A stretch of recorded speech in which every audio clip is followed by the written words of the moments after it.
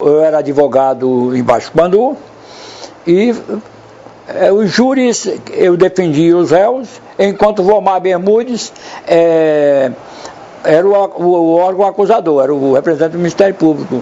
E o problema é que ele não me ganhava um júri, todos eu ganhava. Ele me incentivou, foi um dos que incentivaram eu ir para o Ministério Público, porque ele achava que eu tinha as condições necessárias para ser promotor de justiça.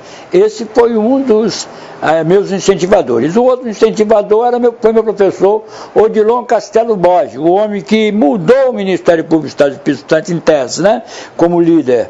Ele era professor de Direito Penal da faculdade e também me incentivou a ir para as lides jurídicas, ou ser um juiz, ou ser um promotor, ou ser um delegado.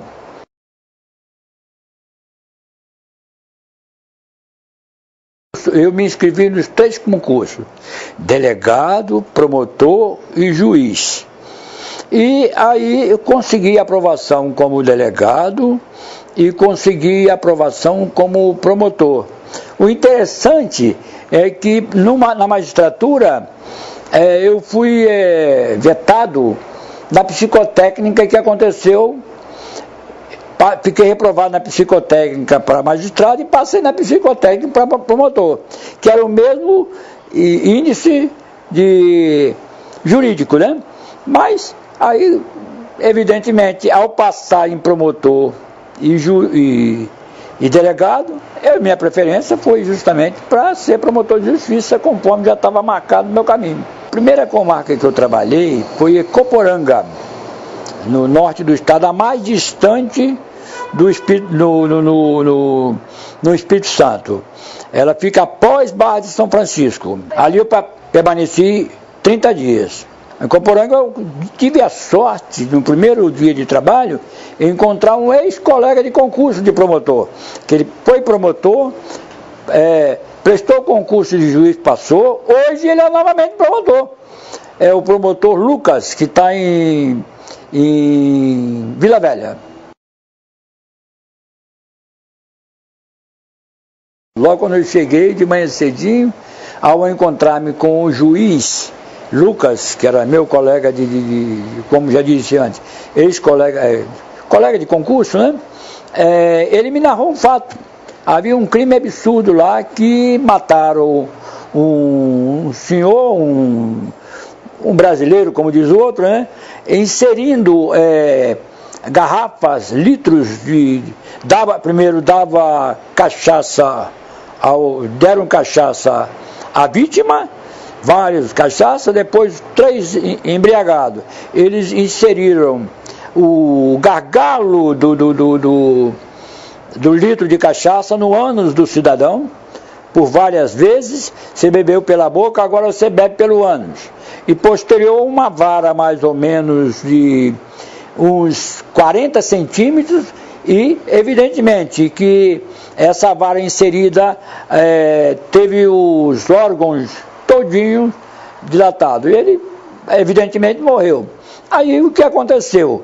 O juiz vinha dando uma carona para uma certa pessoa, que narrou para o juiz que aquele não ia dar em nada, porque um certo cidadão havia ofertado ao delegado uma quantia boa a fim de mudar a conclusão do inquérito.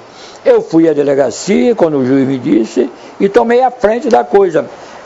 Fiz com que o escrivão entregasse aquele inquérito imediatamente ao juiz, não deixei modificar, instaurei procedimento administrativo contra o delegado, que era um policial militar, que naquela época era admitido como delegado, era cargo de confiança. Aí esse cidadão acabou confessando todo o intercrimes, foi condenado após uns 5 anos, não por mim como promotor, foi condenado a 25 anos de cadeia. Depois de Coporanga, andei bastante. Pinheiro, vários meses, né? Depois de Pinheiro, eu passei de uma hora só em Cariacica, fui para Afonso Cláudio e fiquei. Depois me designaram para Santa Leopoldina, onde lá eu andei fazendo um trabalho referente a uma fundação hospitalar que tinha lá, e o procurador-geral, mesmo eu sendo procurador de justiça, me deixou lá mais ou menos 2 a 3 anos até concluir essa situação da fundação hospitalar de Santa Leopoldina. Esse caso, por um acaso, eu tive conhecimento do fato. Eu almoçava de uma pensão e a senhora dessa pensão falava demais. Aí começou a contar a história que estava acontecendo na Fundação Hospitalar de Santa Leopoldina. Eu fui ao fórum, solicitei ao juízo que tinha alguma coisa, não tinha, comecei a investigar. Instaurei o procedimento, solicitei, aí cheguei à conclusão, porque era como era o negócio era desvio de dinheiro do hospital. O cidadão comprava galinha, carne, tudo para a sua loja comercial. E quem pagava era o hospital. Eu fiz o levantamento, pedi ao Tribunal de Contas um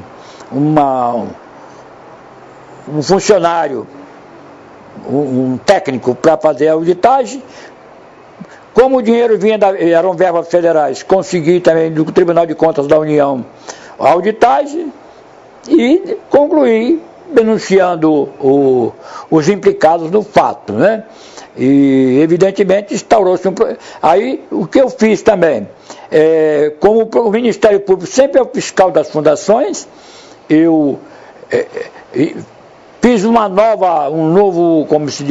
fiz um novo estatuto para a fundação, aprovamos esse estatuto e até hoje esse estatuto vigora nessa fundação. Quer dizer, saneamos hoje, e era uma fundação interessante que eu devo relatar, que era uma experiência do governo federal em fazer pequenos hospitais rurais, entendeu? Tinha um aqui, outro no Paraná. O daqui estava indo muito bem até que chegou alguém mais esperto e começou a desviar dinheiro. O dinheiro era desviado nas compras de medicamentos, na compra de aparelhagem, e nós apuramos as coisas, somente nós e alguns assessores dados pelos tribunais de contas. A comarca que eu fiquei mais tempo, claro que foi o Tribunal de Júri de Vitória, certo? Eu fiquei 2 anos titular da comarca de Conceição da Barra, onde eu tive também uma atuação que eu não disse aí, que para esclarecer, eu ajuizei nada menos, nada mais, umas 9 ações contra Mateusão, que na época era vereador, né? Mateusão é famoso, o famoso prefeito lá de Conceição, na época era vereador.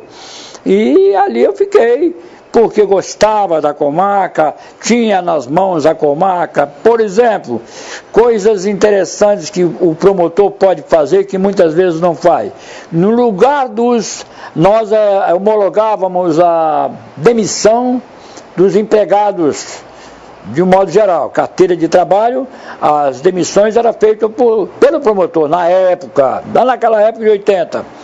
E no lugar dos funcionários virem à promotoria, eu ia no local onde estava a empresa e que ia dispensá-lo. Discutir com a empresa, fiscalizar a dispensa daquele funcionário. Por quê? Pelo simples fato, no lugar de 20 vir no meu gabinete, eu ia lá, era eu sozinho e ali resolvia. A mesma coisa, o mesmo procedimento eu fiz em Aracruz, quando eu era promotor de Aracruz. Aracruz Celulose ia dispensar empregado, no lugar de vir ao meu gabinete, eu ia na fábrica fazer o procedimento.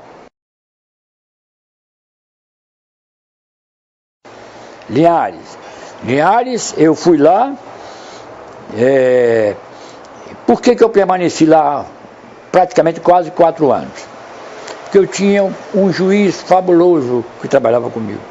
E ele fez uma solicitação: Ronald, você só vai passar um mês aqui, fica mais tempo. Eu fui para lá para vir para o Tribunal de Júri de Vitória.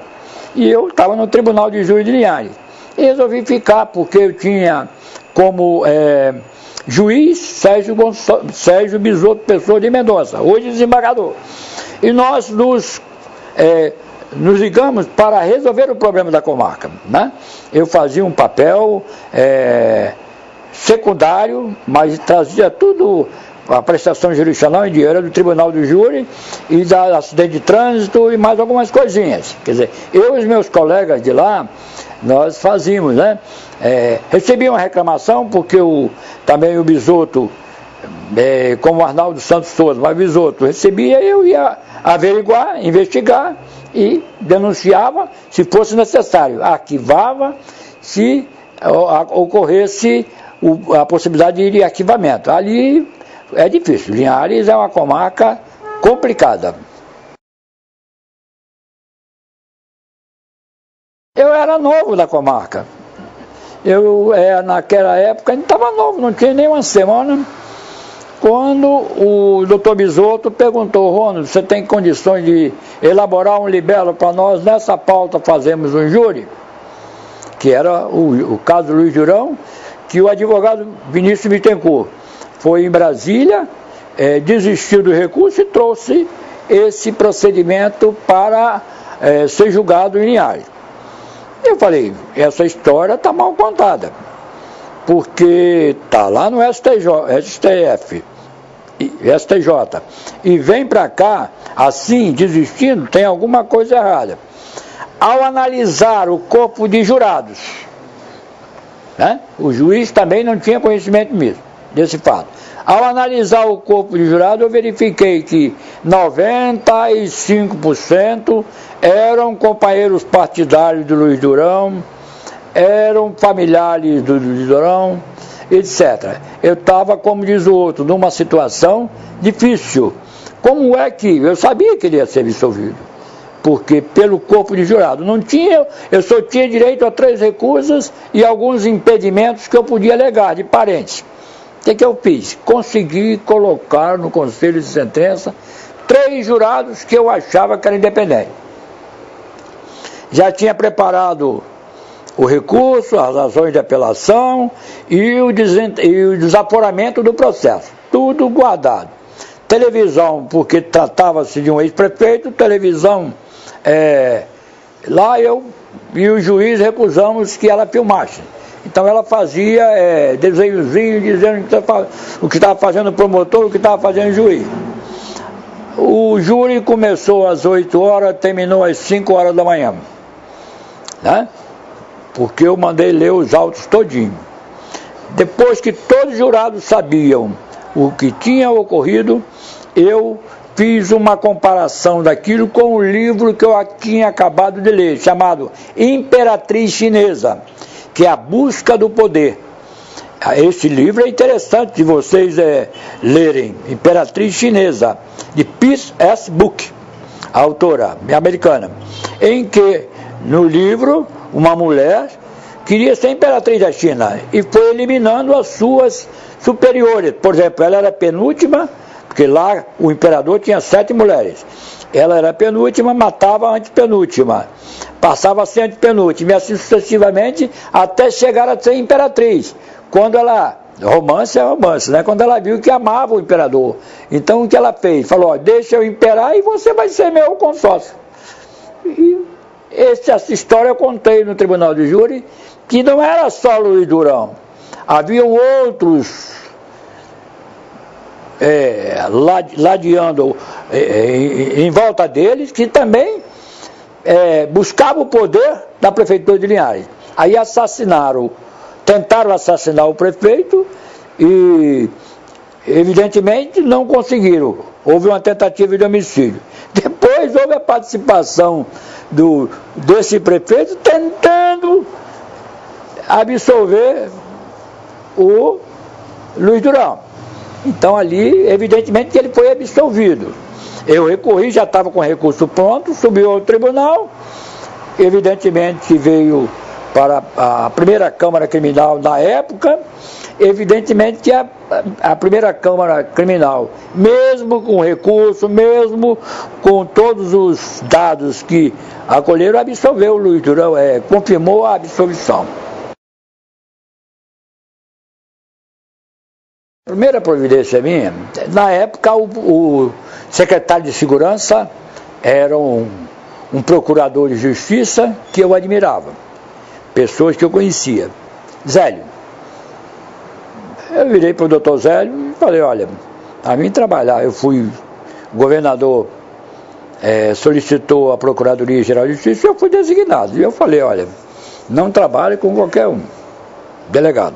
Eu conhecia todos os delegados do Espírito Santo. Aí escolhi Buick, um homem sério, alegre, só tinha um mal. Ligava muita sirene do carro quando ele fazia prisão. Eu pedi para ele parar com isso. E começamos a investigar. Aí nessa investigação, evidentemente, eu ia com a família da vítima, fui ao local. E a coisa mais interessante que eu achei ali, vocês também podem verificar isso. Lá, na rua onde mataram o prefeito, todo mundo fica na calçada até meia-noite, 11 horas. Alguns jogando dominó, outros batendo papo. E eu comecei a fazer investigação ali, procurando saber que a hora que mataram o prefeito eram entre 6 e 7 horas. Aquele pessoal já estava ali. E estava com umas 20 fotografias de pistoleiros do nosso estado. Quando eu cheguei no local onde estava o pessoal jogando dominó, eu falei que era campeão de dominó. Eu jogo muito mal, hein? Mas falei que era campeão. Quem era o campeão? Aí o campeão falou, sou eu. Falei, vem cá, qual é a hora que vocês jogam aqui? Eles falaram, das 6 à meia-noite. Eu falei, se eu vir num dia aqui das 6 à meia-noite, eu posso disputar uma partida com o campeão? Nós vamos chegar, vamos disputar um jantar entre vocês e eu. Desde que eu chegue, que eu ganhe. Se eu ganhar, quem paga é vocês. Se vocês ganharem, quem paga sou eu. Eu posso chegar aqui às 6 horas, posso chegar à meia-noite? Pode. Tá, todo dia, de segunda a segunda. Eu falei, tudo bem. Falei, então me conta o seguinte, no dia que mataram o prefeito ali às 6 horas, vocês estavam jogando aonde? Eles se espantaram, mas sem querer falar, olha aqui, em frente a uma casa lá, uma residência naquela rua. Falei, vem cá. Aí, quem é o senhor? Aí eu me identifiquei, que era promotor e precisava saber. Um deles lá falou assim, ó, o campeão falou assim, eu vi tudo, mas não vou contar não, que eu não tenho minha vida para negócio. Falei, você recebe a proteção, naquela época não tinha essa questão de proteção atual não, da testemunha. Falei, você vai receber a nossa proteção, você tem de me contar o caso. Aí um senhor que morava ao lado, me reconheceu, porque naquela época eu era casado com quase que uma sobrinha dele. Preparou um café, nós entramos todos aqueles que estavam ali naquele ato, entramos na casa desse senhor para tomar um cafezinho. Eu joguei na mesa todas as fotografias dos pistoleiros. Aí eles me apontaram o Sasso. Bom, eu já tinha um pistoleiro, agora eu queria saber como é que o pistoleiro chegou ali. Aí, nas minhas investigações, porque talvez a gente que é investigador, o promotor deve ser investigador, acho que deve ser também, alguém me contou que tinha uma mulher ali que todos os carros estranhos ao bairro, ela anotava a placa para jogar no bicho. Quer dizer, o meu também estava anotado, né? Aí eu fui lá na casa dela, perguntar, vem cá no dia. Aí, além dela me mostrar, dizer a placa do carro, ela ainda mostrou um dos mandantes, quem havia conduzido, porque esse que havia conduzido passou uma moreninha muito bonita na casa dessa mulher que chegou, amiga da filha dessa mulher, e ele falou assim, uma morena bonita, e ali ficou marcado. Aí ela me mostrou que aquele cara estava trazendo os pistoleiros, estava naqueles carros. E um dos carros, 2 carros que traziam os pistoleiros, eram 2 pistoleiros, Zé Sasso e Jorge Bilson. Todos os 2 são falecidos. Um foi assassinado na delegacia de Linhares. Envenenaram ele lá, ele arrumou uma namorada lá, ele era casado, tinha uma namorada lá, a namorada deu um sumiço nele. E esse Sasso, é importante eu dizer, ele mais ou menos matou umas 80 pessoas e só foi condenado uma vez por uma tentativa de homicídio em Coimbra. Aqui em frente ao prédio mesmo, ele matou um senhor. Um secretário da prefeitura de Vitória, né, que morava naquele prédio em frente. Na hora que o cara estava saindo da garagem, ele só dava 2 tiros. Né? Ele sempre matava acompanhado de um outro pistoleiro. E o Sasso nunca tinha sido condenado. Aí na hora lá foi reconhecido pela testemunha, em juízo. O juiz era Paulo de Cola Compolilo. Na hora de fazer o reconhecimento, mesmo o cara estando paramentado, bem vestido, com barba feita, eu falei, aquele dali apontaram os 2 que trouxeram os pistoleiros, e eu também fiz uma investigação. Nas investigações que nós fizemos em São Gabriel da Palha, constatamos até o valor que pagaram ao Sasso para ele executar. Foram mandados via Banco do Brasil, não conseguimos, solicitamos ao juiz que fizesse a solicitação do Banco do Brasil. Foi mandado através do Banco do Brasil 160 mil para o Zé Sasso, a fim de ele e o comparsa matarem o prefeito. Tá bom, esse procedimento, como diz o outro, eu fiquei surpreso quando a promotora do júri me arrolou como testemunha. Eu testemunha não era, mas era informante, porque eu que apurei. Bom, eu achava que não deveria ter me arrolado, mas eu fui à presença e essa narrativa que eu trouxe para vocês, eu disse lá no Tribunal do Júri. E um dos mandantes foi condenado a 15 anos. E o interessante é que um desses mandantes nós mandamos recolher aqui na delegacia, e eu fiz o protocolo, falei, olha, nada de bater em papo com ele. Coloca ele é jurado lá em São Gabriel da Palha, coloca ele num apartamentinho, com ar refrigerado, sem televisão, e a segurança dele, com os guardas que pouco conversassem, porque isso vai bater na memória. E quando ouvidos na delegacia, ele me contou o fato, nós queríamos matar o prefeito, tínhamos planejado matar na feira do município, mas resolvemos não fazer isso. Falei, mas o cara morreu, né?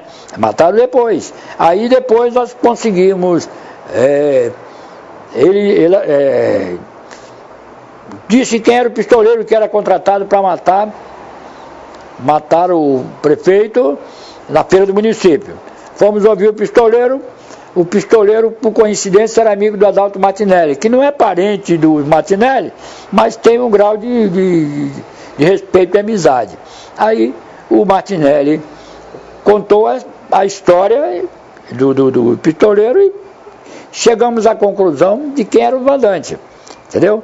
E agora foi julgado, os outros vão ser julgados em julho, tá entendendo? Vamos ver o que vai dar, né? Havia também desse caso, nós apuramos que havia uma rivalidade entre o médico e o prefeito, em virtude da associação dos ruralistas de São Gabriel da Palha. Havia uma divergência porque o prefeito da época, antes, foi presidente do Sindicato Rural de São Gabriel da Palha. Tem um caso muito interessante,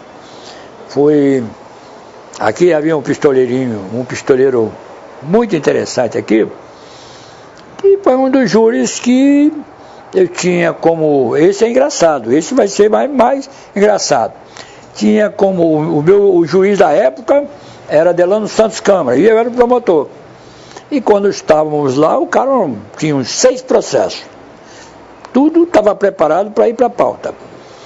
Bom, ele começou a me ameaçar com o olhar. Eu também comecei a olhar para ele, nós começamos, assim como diz um namorado, fretar. Eu fretando com ele. Ele parou de me ameaçar e começou a ameaçar o juiz.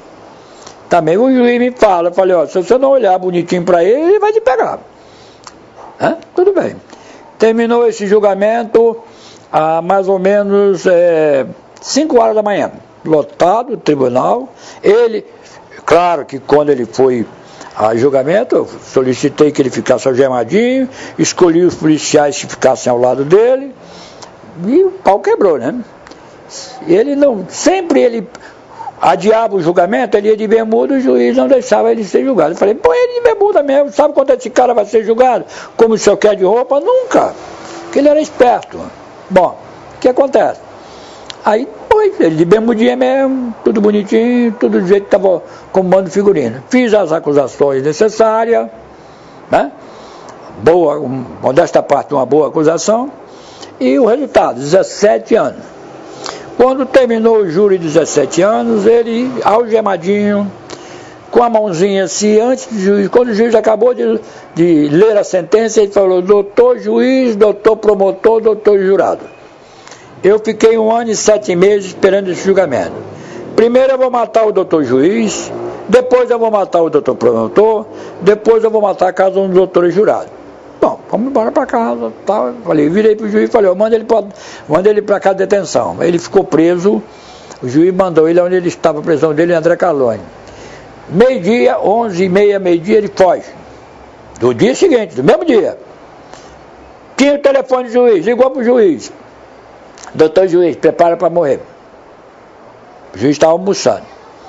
O juiz quase que teve uma congestão. Veio para o fórum, não fez o júri, e eu cheguei lá com a minha paciente e falei, olha,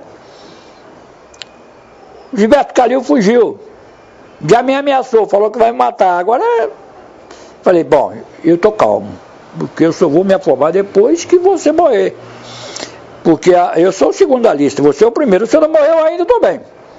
Foi gozado, aí eu fui fazer o júri, ele fugiu, não matou ninguém, fugiu, sumiu, conseguimos detê-lo 1 ano depois, aí eu solicitei o escrivão que colocasse 6 júris, um em cada pauta, né? Para ele ser condenado, ele pegou mais ou menos uns 70 anos, porque cada um era 16, né? E depois ele sumiu,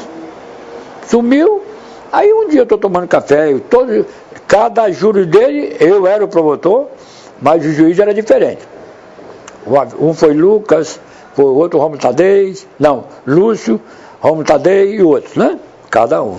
Depois, um dia, uma tarde, estava todos aqueles tomando café e eu cheguei, né? Falei, Gilberto Calil desapareceu. Eu quero saber quem deu sumiço nele. É brincadeira, entendeu? Esse cara nunca mais apareceu. Dizem que ele foi lá para Belém do Pará, fugiu com 67 anos de cadeia, foi para Belém do Pará e nunca mais apareceu por aqui, graças a Deus.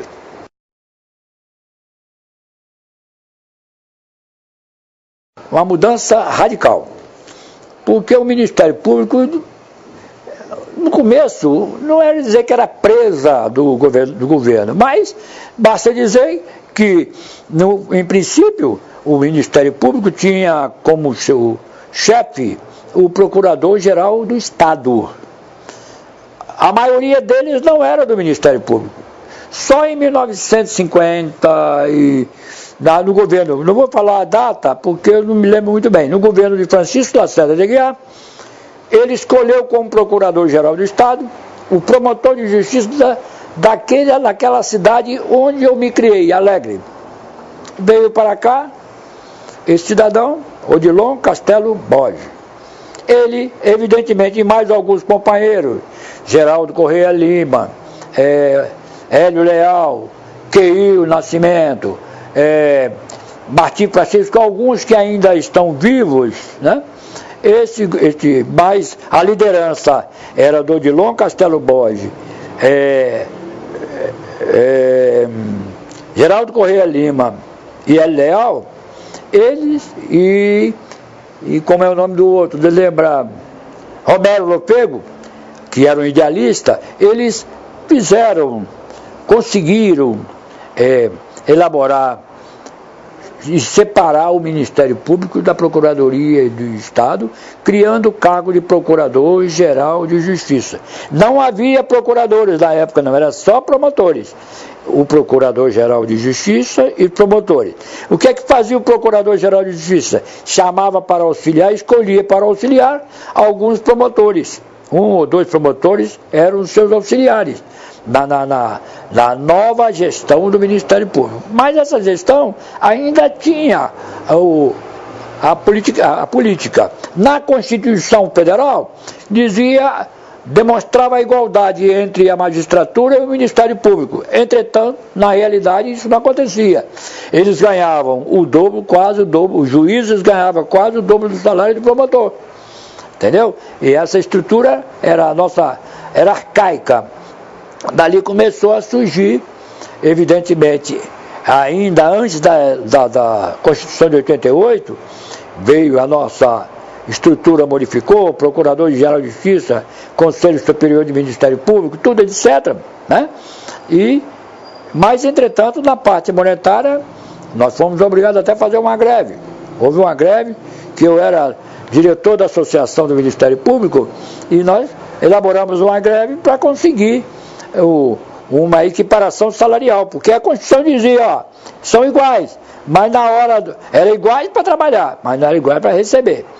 E aí nós conseguimos que a Assembleia Legislativa aprovasse uma lei cumprindo a Constituição, igualando o valor monetário. Né? Só que até hoje não recebemos.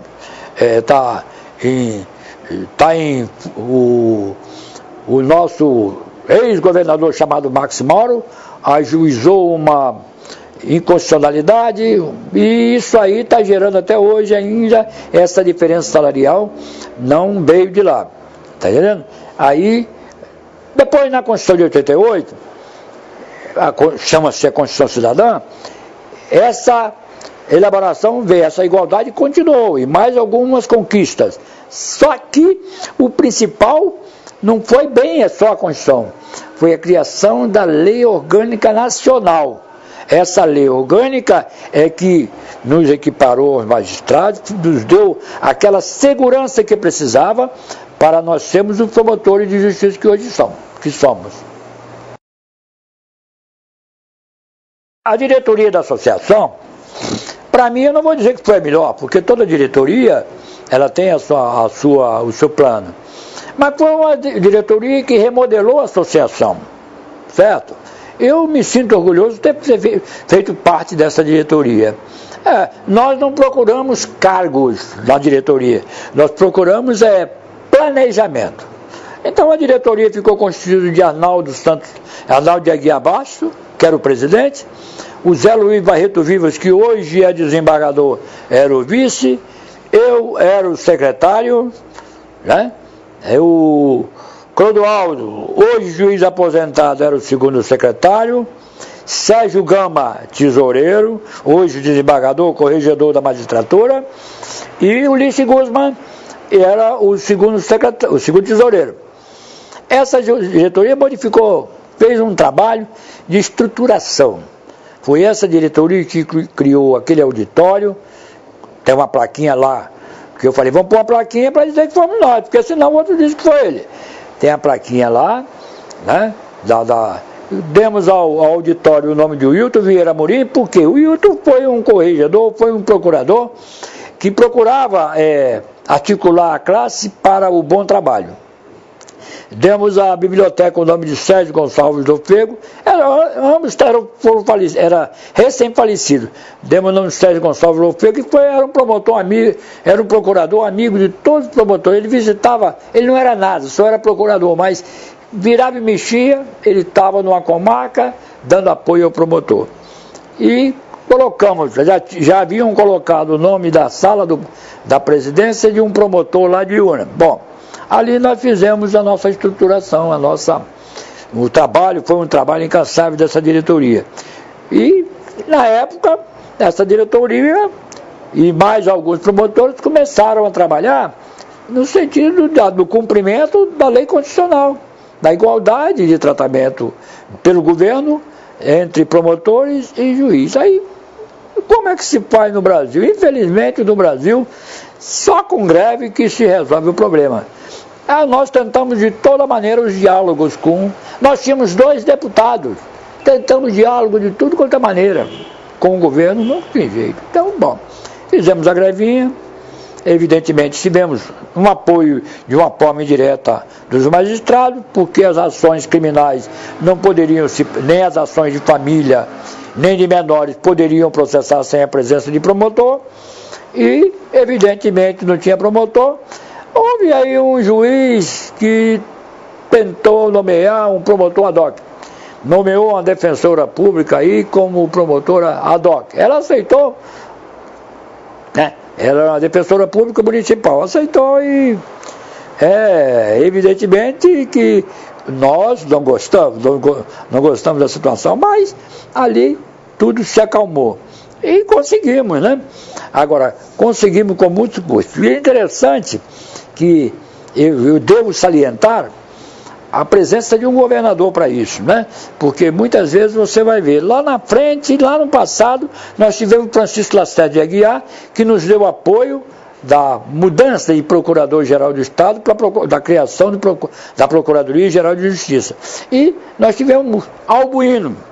Albuíno foi um governador excelente para o Ministério Público, não vou negar isso não. Ele nos deu essa vontade, e os deputados aprovaram a nossa, como se diz, igualdade, paridade monetária, só que Max Mauro vetou, né? Max Mauro foi, não vou falar que é a ovelha negra, né? Mas vetou. Aí os deputados derrubaram o veto.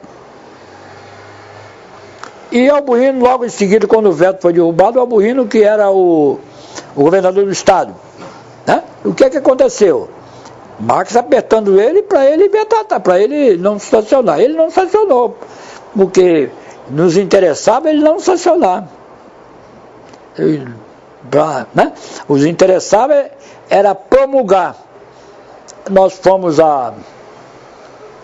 atrás do presidente da Assembleia. Era o último dia.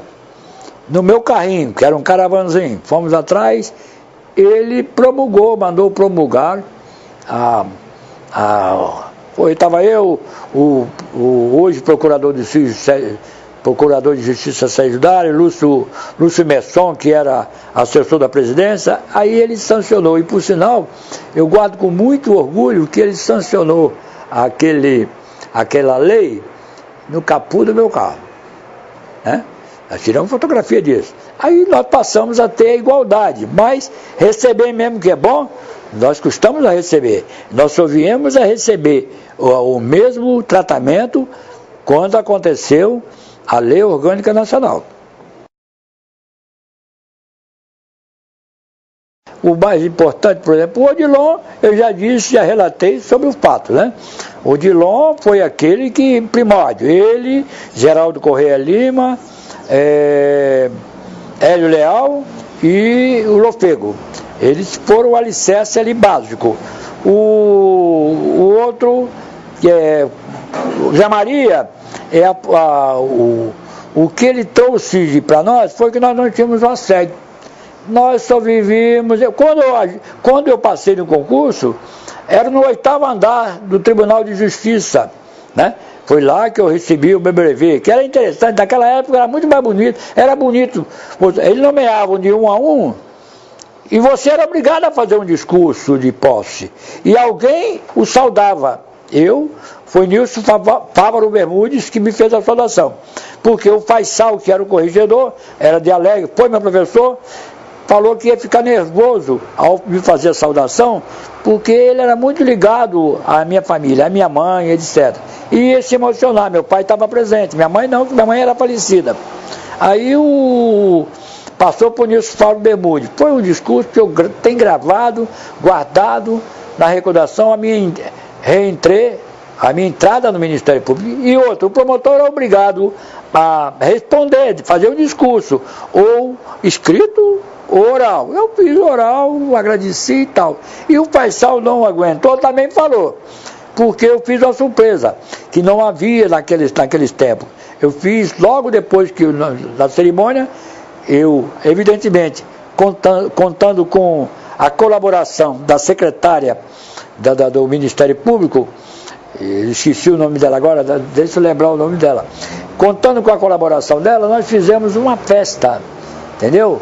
Regrada a vinho, a bolos, etc., lá na Procuradoria. Nós não tínhamos, tivemos de pedir emprestado uma sala para isso, né? E evidentemente que logo depois, dessa época, era Aníbal Ataíde, que era o procurador-geral. Logo depois, Aníbal foi para desembargador, foi o escolhido para desembargador e veio. Aí quase que houve uma cisão no Ministério, com uma briguinha, porque todos queriam ser procurador-geral. Tinham 3 que queriam ser procurador-geral. Um sempre teve vontade, custou a ser. Benedito Amâncio Pereira, que era um professor da UFES, um excelente procurador de justiça. O Fernando Assis Ribeiro era o presidente da associação da época e queria ser procurador-geral. E Faisal também mantinha esse desejo por longos anos, Elias Faisal. Bom, a disputa dependia de políticos, né? Enquanto que o Faisal estava apoiado pelo senador Dirceu Cardoso, o Benedito Amâncio Pereira estava apoiado pelo seu, como é o nome dele, ex-vice-governador do estado. Estava apoiado por alguns deputados e o vice-governador do estado da época. Depois eu lembro o nome dele, né? E o Fernando Assis Ribeiro, que era o presidente da associação, parecia que não tinha apoio, mas estava apoiado por um deputado federal até de extra-estado, da terra dele, que ele era sergipano ou cearense, lá lá do Nordeste. E, fim das contas, o que é que deu? Deu Fernando Assis Ribeiro. Aí houve um problema, porque era um promotor e não era um procurador que ia ser procurador-geral. Foi a primeira cisão que aconteceu, quase que a primeira cisão, porque os procuradores da época eram poucos, quase não admitiam. Aí o Conselho Superior do Ministério Público ficou meio capenga, vou dizer na gíria. E uma briguinha que aconteceu, uma briga interna corporis. Bom, o Fernando cumpriu o mandato dele, né? Nessa altura, o Fernando, a Procuradoria saiu do 8º andar do edifício do Tribunal de Justiça e veio para aquela casa ali do IPJM, em frente ao tribunal. Bom, terminado o mandato do Fernando Assis Ribeiro, se não me falha a memória, veio Benedito Amâncio Pereira. Aí Benedito Amâncio Pereira tirou a Procuradoria dali, que era um lugar muito assim, não comportava a administração da Procuradoria, porque ela estava se desenvolvendo. Veio para o Trade Center, alugou um mandato todinho no Trade Center e foi para lá. Posterior à saída do Benedito, se não me falha a memória, João Valdetário Neto assumiu e trouxe para o edifício Fábio Ruski, lá no último andar. E quando aquele elevador muitas vezes deixava a gente na mão. Bom, aí vem a nova história, né?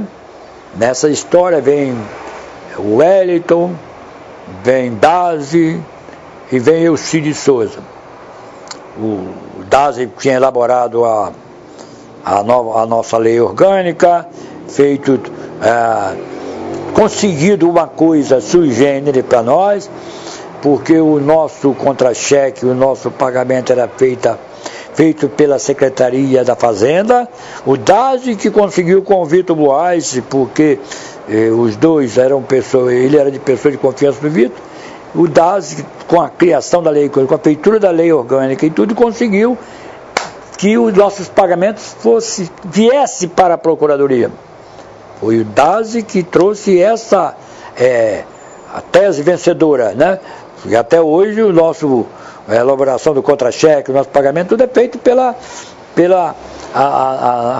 nossa procuradoria. Bom, nisso vem a sucessão da Wellington e Elci. Posterior veio o Zé Maria. Zé Maria com o governo Zé Inácio. O Zé Maria foi vencedor e foi vencedor da disputa, porque devo também abrir um parênteses aí. Até o governo Max Mauro, o procurador era cargo de confiança do governador. Ainda. Após Max Mauro, começou a eleição. Com o Bueno, com o Bu, meu Bueno. O Bueno deu liberdade de nós escolhermos o procurador-geral. Aí foram candidatos o Zé Lemos Barbosa, procurador Wellington Costa City e procurador Ulisses. Os três disputando o cargo de procurador. Na eleição normal, o Zé Lemos teve o dobro dos votos dos dois. O governador Albuíno não chamou o Zé Lemos para... E nós pregávamos também uma entrevista. Nós da associação, eu que era um dos dirigentes, a gente que era promotor, nós pregávamos a entrevista. O governador teria que entrevistar os três para ver qual que era melhor para o planejamento do Ministério Público. O governador só chamou dois para a entrevista, o Wellington Costa City e o Ulisses Guzmán. E optou pelo Wellington Costa City. O Wellington Costa City convidou o Zé Lemos para ser o subprocurador.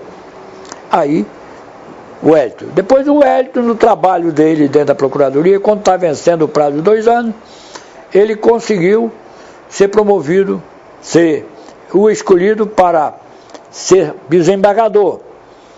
Aí elegeu-se o Elci de Souza para procurador-geral. Né? Depois do Elci de Souza veio a sucessão, aí veio Zé Maria.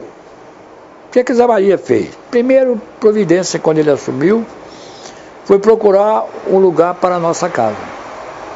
Encontrou aquele predinho ali, e era um predinho quase que não habitado, foi criado como os escritórios. E só tinham 2 ou 3, o cara só havia conseguido vender 2 ou 3 escritórios. Zé Maria veio, fez a sondagem e tinha problema com o terreno de Marinha, que isso é o tormento de todos que tem naquela região ali.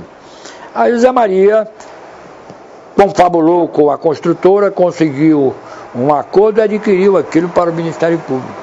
E também comprou aqueles gabinetes que já haviam sido vendidos. E adaptou.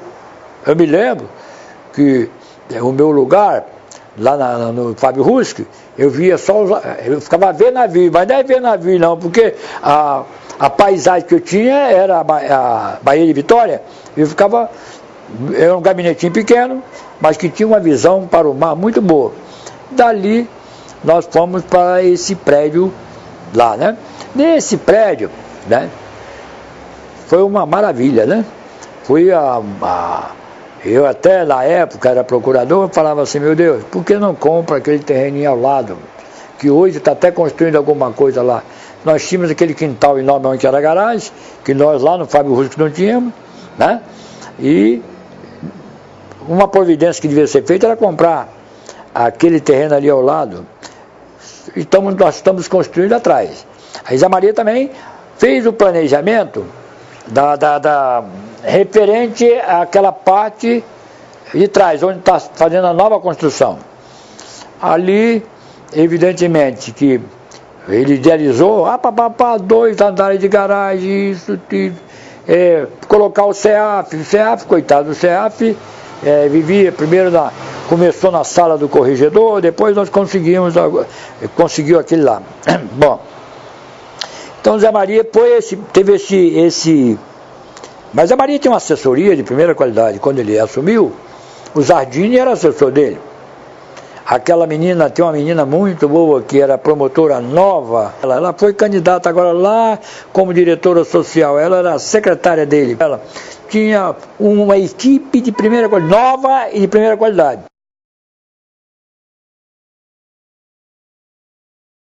Eu organizei o SEAF, naquela Zé Maria falou, você que tem de ser o dirigente do SEAF. Aí eu construí aquela equipe, que é a melhor equipe que o SEAF já teve. Eu devo honras aos méritos àquele pessoal que está no SEAF, Maria do Carmo, a Sueli e a... meu Deus, vai se aposentar. Miriam. Porque elas... Aí nós estruturamos o SEAF. O SEAF teve bons dirigentes também, que é o Sancler. Teve essa menina que... já esqueci o nome dela também, muito boa. Uma promotora que... depois do Sancler, vocês lembrar o nome dela, depois eu falo, que ela foi muito boa também no SEAF. Nós criamos o SEAF, no meu entender, ele não é feito só para o promotor, para preparar o promotor, ele é feito para preparar o funcionário. Nós dávamos curso de português para o funcionário, ensinamos os motoristas a direção evasiva e defensiva, porque para proteger o procurador que ele transporta. Tudo isso nós elaboramos, eu e essa equipe. Né? Hoje o SEAF também está entregue em boas mãos, Sérgio Dário Machado. Só que eu vejo que, no meu entender, que o SEAF deveria caminhar sempre a estrutura dos funcionários, não é palestra não, dar aula para os funcionários de português, dar aula de como atender aqueles que procuram o Ministério Público, porque o Ministério Público tem de saber, tem de aprender a receber aqueles que o procuram. A minha participação na criação do SEAF foi de veras importante. Eu me considero, eu tenho orgulho de dizer que eu organizei o SEAF. E ao organizar o SEAF, nós organizamos uma coisa muito mais superior. Que foi, por exemplo, até nós tínhamos convênio com a Faculdade de Portugal, a de Coimbra e as duas universidades de Portugal, nós fizemos convênios e vários promotores fizeram mestrado lá, como a Anícia, o Josimar Moreira e outros mais, foram lá fazer curso de doutorado, entendeu? E eu me sinto, o meu melhor trabalho dentro do Ministério Público foi isso que você falou, como que eu me sinto, foi justamente porque a organização do SEAF, que a SEAF, para mim, eu corri o Brasil todinho, discutindo como se devia ser os SEAFs de cada estado e como devia ser as escolas superiores do Ministério Público pertencente à associação.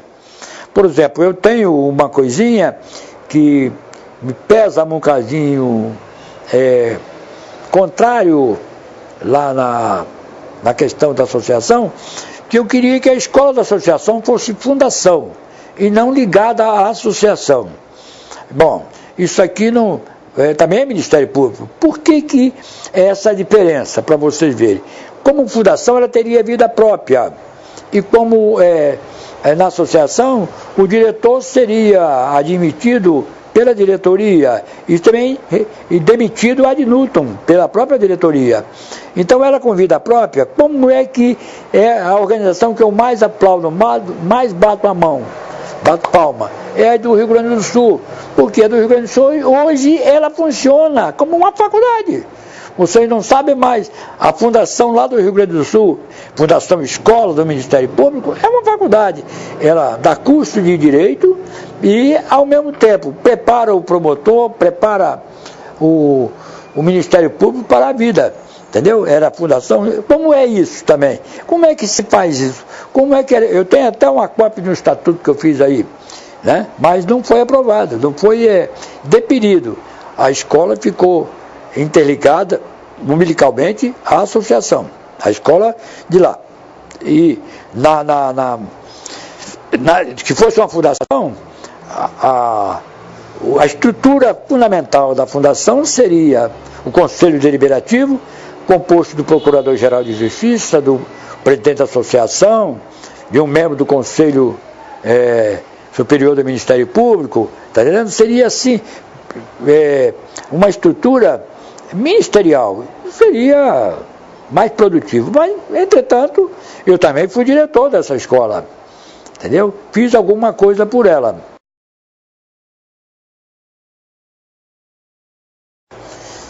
Eu tinha saído do júri e estava na 8ª Vara Civil. E o corregedor da época, Roque Gelson Rodrigues, precisava de alguém que o auxiliasse, que organizasse, que preparasse a corregedoria. Ela tinha os funcionários, tinha o estagiário, né? E eu fui para lá, a ser auxiliar dele. Coloquei tudo em dia, porque no processo de irregularidade ou qualquer representação contra promotor, ele tem um prazo. Os que não cumprirem aquele prazo, ele vai para o arquivo, pode ir para o arquivo. Então nós fizemos o que devíamos fazer. Por exemplo, a questão de penalidade, não havia penalidade em tese. O que nós programávamos era conversar com o promotor e adaptar o promotor ao Ministério Público. Então fiquei ali com o procurador Roque Gelson Rodrigues. Quando terminou o mandato dele, veio Kleber Afonso. Kleber Afonso me solicitou, pediu para me continuar e mandou que eu escolhesse uma colega para me auxiliar. Eu escolhi duas, apresentei duas, e depois saiu o Kleber, veio o Luiz Carlos Nunes, eu continuei. O Luiz Carlos pediu para mim também colocar mais uma colega. Eu coloquei uma colega que, por sinal, se identificava muito comigo. Eu acho que eu me sinto que eu fui... A aprovação dela foi muito importante no concurso, porque abre aspas, eu vou contar um fatinho interessante. A Liceia é fabulosa, era fabulosa defensora pública. Foi a defensora pública que mais me deu trabalho no Tribunal do Júri.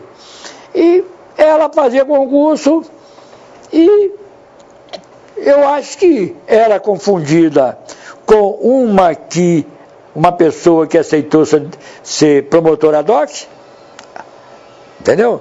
Com o nome parecido, e vetavam ela nas informações. E ela era inteligente, preparada, eu sabia, tinha conhecimento, era capaz, era justa, era honesta, tudo ela tinha. Eu conhecia porque nós ficamos quase que 5 anos, ou 4 anos juntos, guerreando, ela como defensora e eu como promotor de júri. Eu sabia da capacidade dela. Ela tinha que escapar. E ela não queria ser juíza, ela queria ser promotora. Graças a Deus, essa mulher conseguiu a vitória, ser promotora de justiça, hoje é procuradora. E por sinal, abre outro aspa, ela veio a ser procuradora na minha aposentadoria. Eu me aposentei e ela foi eleita como procuradora de justiça. O bastão meu passou para ela, entendeu? Eu fui promovido por merecimento só 2 vezes. Uma de promotor substituto para promotor titular de Mantenópolis. Eu estava fazendo júri, porque eu era o homem dos júris, corria no estado todinho fazendo Colatina, Nova Venécia, eu que era mandado para fazer júri. Nova Venécia, São Mateus, tudo eu rodava. E aí eu fui promovido para Mantenópolis. Não sei se já viu falar nessa cidade. Lugarzinho gostoso. Eu fui promovido por merecimento em Mantenópolis. Depois eu me removi para Conceição da Barra. Aí houve um caso interessante. Conceição da Barra ia ser levado à segunda instância, era a primeira. E nunca houve, em comarca nenhuma, em promotoria nenhuma, alguém ser promovido quando a comarca era relevante para a mesma. Você só poderia fazer isso se saísse de uma vara para outra. E Conceição da Barra era um juízo só. Só ia ser promovido de primeira instância para a segunda. Então o procurador-geral, que era Benedito Amancio Pereira, só disse para mim uma coisinha, isso eu não esqueço nunca. Ou você se remove, ou eu lhe coloco em disponibilidade. Sabe o que é disponibilidade, né? Aí eu saí de lá, fui para a comarca, que eu tinha fui ser o primeiro promotor titular da comarca de Boa Esperança. Eu fui o primeiro lá, só fiquei 4 meses. Me removi para Santa Teresa, que eu adorava aquele lugar, o clima, tudo. De Santa Teresa, eu fiquei 4 meses também. O procurador Benedito Amancio Pereira minto. Eu fui promovido por antiguidade para Nova Venécia. Fiquei 1 mês em Nova Venécia como promotor titular. Me removi para Aracruz. Em Aracruz, eu recebi a visita do Procurador-Geral e a cúpula, fazendo uma solicitação que eu requeresse uma promoção por merecimento para mim vir para o Tribunal de Júri de Vitória. Mas a vaga só teria para Linhares. Eu ia para Linhares, passava 1 mês, ou uma pauta 1 mês em Linhares, aí eu era removido para o Tribunal de Júri de Vitória. Eu fui para Linhares, aceitei, saiu. Devo lembrar ainda, as promoções não eram requeridas não. Quem decidia era o conselho. Você aceitava, era o contrário, você aceitava ou não. Se você não quisesse, rejeitava. Então me promoveram para Linhares. E da minha casa me deram esse aviso. Chegaram no sábado, nem sabia que eu estava sendo promovido, que eu tinha sido promovido. Eu tinha 4 meses que estava em Aracruz. Chegou o procurador, Roque, Luiz Carlos Doni, a cúpula do Ministério Público. O primeiro churrasco lá em casa, exigiram o churrasco, né? Eu tive de arrumar, improvisar. Fizemos churrasco, conversamos e ele falou, você está promovido para Linhares. Não rejeita não. Eu estava propenso, porque eu estava morando com a família em Aracruz. Aí eu aceitei. Ia ficar, como eu disse a vocês, 1 mês. Primeiro júri que eu fiz lá. Cheguei lá, estava o colega Ananias, eu fiz 2 júris em um dia só. Consegui nesse julgamento, só estava dando absolvição, eu consegui a condenação dos 2 réus, porque eu achava que devia ser condenado. Um em homicídio privilegiado, entendeu? O outro, o cara tomou só 28 anos. Aí o juiz que estava na época, que era o doutor, hoje desembargador Sérgio Bisotto, chegou perto de mim e falou, não pode fazer um pedido? Eu falei, pode. Fica comigo, que eu preciso de um promotor igual você. Fica uma temporadinha comigo. Aí eu rejeitei a remoção para Vitória. Fiquei 4 anos em Linhares com ele. Nós colocamos, eu falei que era difícil a comarca, disse para vocês antes, era difícil. Nós 2 e mais os colegas resolvemos ali naquele tempo, nos 4 anos, o problema da comarca.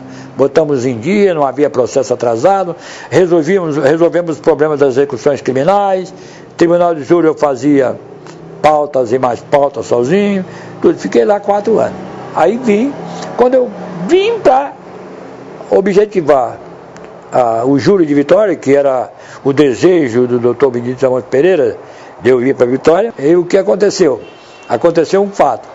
O Miguel Nunes de Azevedo, ex-promotor do júri, resolve retornar. E era mais antigo do que eu. Ele foi para o júri de Vitória e eu vim para ser promotor de justiça na comarca da Serra. Aí também trabalhei com um excelente juiz, que era o Carlos Henrique Rios do Amaral, hoje desembargador. Tive diversas varas. Fiquei uma temporada na vara de família, que aí eu renovei o meu conceito dos problemas sociais. Ali eu resolvi o problema, tudo quase que separação saía amigável, porque eu conversava com as partes e explicava que justiça era bobagem, prejudicava os filhos, prejudicava isso, prejudicava aquilo. Tanto é que eu fiz assim também com referência à minha separação. Aí dali eu tive um problema. Não, aliás, a comarca teve um problema na justiça eleitoral. E eu na época, fui designado como promotor eleitoral. Ali teve um problema de corrupção grave. Se não fosse a minha astúcia e eu conhecer a comarca, não se resolveria. E quem saiu perdendo nessa foi um juiz de direito, que ele estava envolvido dentro do amaranhado da coisa, né? Eu também tive na época o desembargador, que era desembargador presidente do tribunal, mandou escolher um juiz para trabalhar no reerguimento daquela sessão eleitoral. E me deu 3 opções. Eu falei, eu quero, se apontamento meu, eu gostaria de trabalhar com o doutor Carlos Henrique Rios do Amaral, ele como juiz eleitoral, porque nós nos identificávamos muito e resolvemos o problema. E foi aquelas prisões de pessoas que estavam praticando corrupção, tudo nós fizemos ali. Né? Inclusive, o ex-juiz eleitoral foi aposentado por esse fato. Bom, fiquei na Serra, aí ficava na Serra como promotor de Justiça Eleitoral e ajudando no Tribunal de Júri em Vitória. Depois eu me removi para Vitória. Né? Aí, entendeu? Daqui em Vitória fiquei praticamente quase que mais de 8 anos no Tribunal de Júri de Vitória. Entendeu? Trabalhando. Eu estava no Tribunal de Júri e a comarca e a Vitória era a terceira entrância. E estava passando para a entrância, criando, o tribunal criou a entrância especial. Só, na época, só Vitória. Serra era a terceira, Vila Velha a terceira, Viana a terceira, Cariacica a terceira. Só Vitória era entrância especial. Então a gente, quem estava em Vitória, tinha de se remover. E eu estava no Tribunal de Júri, teria que vagar o Tribunal de Júri a fim de ela passar para a entrância especial. Cada vara que se processava, quando saiu o promotor e juiz, é que se elevava. Ela foi paulatinamente se elevando. Né? Nisso eu fui para a 8ª Vara Civil, a fim de proporcionar a elevação do Tribunal de Júri para a entrância especial. Bom, quando eu estava na 8ª Vara Civil, foi que o Roque Gelson Rodrigues me convidou para ir para a Corregedoria. Então, na Corregedoria, quando eu estava aí, trabalhei com os ditos 3 corregedores. Nessa altura desse tempo de mais de uns 3 anos, ou 4 anos, ou 6 anos, eu estava a minha vez, por antiguidade, a Procurador-Geral a Procurador de Justiça. Evidentemente que isso eu não ia rejeitar, né? E, evidentemente, quando você passa nesses cargos, é interessante que eu fale para os colegas também saberem. Você não tem escolha de que vai ser. Naquela época não tinha escolha que ia ser procurador criminal, procurador civil. Eu fui para a área dos recursos especiais. Entendeu? Fiquei ali mais ou menos um ano, ou 6 meses a 1 ano. Aí depois abriu vaga como procurador de Justiça Criminal, eu fui para a Procuradoria Criminal. Nessas alturas, quando eu estava cá na coisa, estourou aquela bomba da Assembleia Legislativa, daquele concurso, e caiu na minha mão aqui dali. Eu tive de denunciar, naquela época, o presidente da Assembleia Legislativa, porque eu que apurei. O presidente da Assembleia tem a denúncia guardadinha aí, porque os papéis, tudo que eu fiz no Ministério Público, está tudo, ou está no notebook, em pendrive, e na época era papel encadenado. Eu denunciei o presidente e não vai pensar que vocês estão pensando, não é esse não, é outro. Mas ele não era presidente não, ele era vice, entendeu? Denunciei o presidente, a cúpula da Assembleia, naquela questão do concurso fraudado. Denunciei e requisitei a devolução do dinheiro aos concursados, que até hoje não fizeram, está entendendo? Mas aconteceu um fato que me surpreendeu. O mesmo tribunal que anulou o concurso, ele admitiu mandato de segurança para aqueles que haviam sido reprovados e que hoje estão trabalhando lá no tribunal, lá na Assembleia. Bom, dali fiquei na Procuradoria Criminal até ocorrer a minha aposentadoria, em 2005. Tem uma coisinha interessante, né? Porque eu acumulava a Procuradoria Criminal com o CEAF. Nisso eu tive o orgulho de preparar, de ser o líder de preparação de alguns promotores que hoje em dia estão por aí, e eles também têm o orgulho de saber que eu que administrava, né? O CEAF, né? E até hoje alguns ainda me consultam na questão do Tribunal de Júri, mesmo estando fora do Ministério Público. A maior honraria do Ministério Público foi criada e o primeiro a receber fui eu. A condecoração como é? aquela medalha de mérito, que é comendador, eu fui o primeiro a receber. Por unanimidade, o colegiado me otorgou essa medalha. Fui eu, pós-morte, Benedito Amancio Pereira, o desembargador Adalto Dias Tristão e o presidente da Assembleia Legislativa naquela época, que hoje é deputado federal, oh meu Deus do céu, aquele de Vila Velha, como chama, que é o médico.